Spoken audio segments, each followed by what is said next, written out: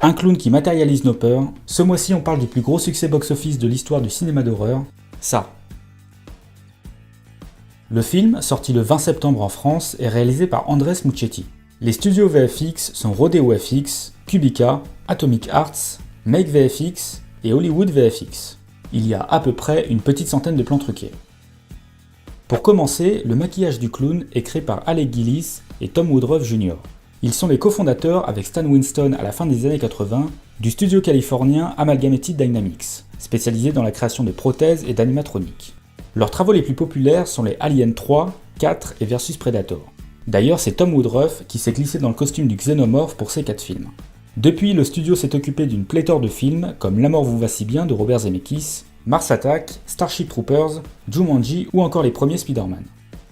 Le maquillage du clown Pennywise est appliqué sur le visage de l'acteur suédois Bill Skarsgård, frère d'Alexander ayant incarné le dernier Tarzan en 2016, et fils de Stellan, notamment connu pour ses rôles dans Thor, Avengers et Pirates des Caraïbes.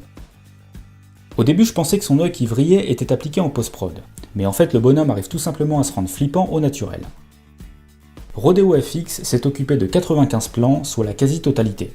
L'utilisation des effets visuels est à la fois cohérente, bien exploitée et sert parfaitement l'aspect fantastique de l'histoire. La personnification des différentes peurs des enfants nécessite la création de plusieurs modèles 3D, avec différents niveaux de difficulté en ce qui concerne l'animation sur des apparences parfois abstraites ou fantaisistes. Le travail du studio sur les animaux fantastiques, sorti l'année dernière, leur ont permis d'appréhender plus facilement les créations imaginaires.